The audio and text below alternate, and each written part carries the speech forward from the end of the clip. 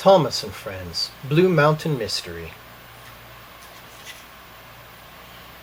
It was a busy day at the Blue Mountain Quarry. Rusty shunted trucks of slate. Owen lifted equipment up and down the rocky walls. The narrow-gauge quarry engines were smaller and lighter than the other engines. They had special tracks. Paxton, a visiting diesel, was impressed by how hard they all worked. Suddenly there was a loud noise. Giant stones were falling from Blondin Bridge. Renius tried to stop, but his heavy trucks pushed him toward the bridge. Renius rolled across the bridge just in time. Unfortunately, Paxton was buried under some fallen stones. He was all right, but he needed repairs.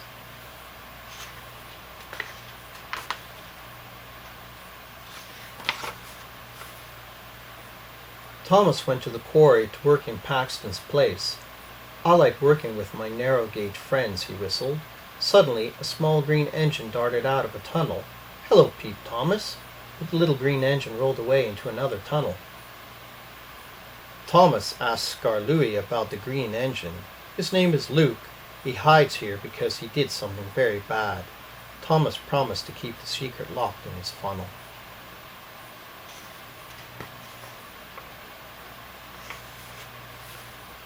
What did Luke do that was so bad? Thomas wondered aloud later that night. "Don't worry, Luke. I'll find a way to help you." But Thomas wasn't really alone. Someone was listening. The next morning, as Thomas chuffed to work, Luke emerged from a tunnel. "Hi, Thomas," Luke said. "I'm sorry I hid from you. Will you be my friend?" "I'd like that," replied Thomas.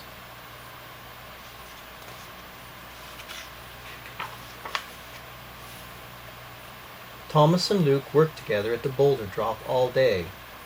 "Why do you keep hiding?" Thomas asked Luke.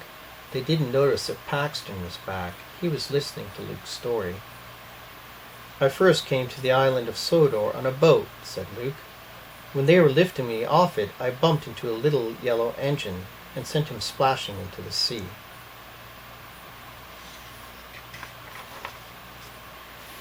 Paxton couldn't believe what he had heard.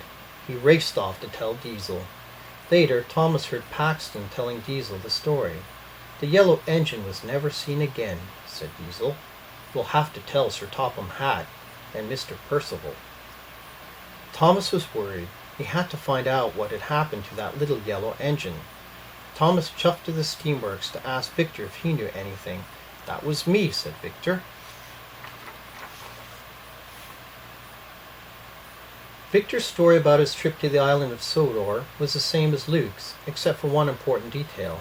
"My chains were broken," Victor said. "That's why I fell into the sea, but Cranky fished me out." "So it was an accident, Pete Thomas, and you were repaired?" "Yes," replied Victor. "I chose to be painted a new color, red." "I'm glad I found you," Thomas said. "Luke needs your help." Diesel tracked down Luke at the quarry. Luke rolled up the narrow-gauge tracks to get away. Diesel couldn't follow. "You can't hide," shouted Diesel. "Sir Topham Hatt is going to kick you off Sodor. Thomas can't save you now." "Yes, I can," peeped Thomas. The quarry walls were high, so Thomas needed Owen's help. Thomas was heavy, but Owen lifted him all the way to the top.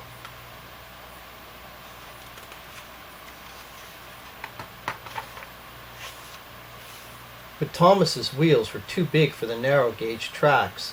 They skidded off the rails, and Thomas rolled toward a cliff. Just then, Luke came around a bend. "Watch out, Thomas," cried Diesel. "He's going to push you off, just like he did to that yellow engine."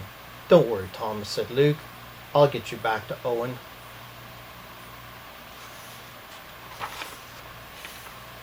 Luke gently pulled Thomas back toward the platform. "You're doing it, Pete Thomas." Luke felt strong. He pulled Thomas to Owen, but the two engines weighed too much. The platform began to drop straight down. Owen worked his hardest. Gears whined, sparks flew. He stopped the platform before it hit the ground. Thomas and Luke were safe. All the engines cheered except for Diesel. Just then, Sir Topham Hatt and Mr. Percival arrived. They were confused and angry. Luke is a bad engine, said Diesel. He pushed a yellow engine into the sea. Victor steamed into the quarry. Everyone was surprised. Luke, you didn't push me, Victor said. It was an accident. I was repaired and painted red. For the first time in a long, long time, Luke was truly happy. Sir Topham Hatt was upset with Diesel. You didn't find out the whole story, he said. What really happened is what really matters. Well done, Thomas, said Sir Topham Hatt. Today is a happy day for Mr. Percival and his engines. Thomas and all his friends, new and old, whistled happily.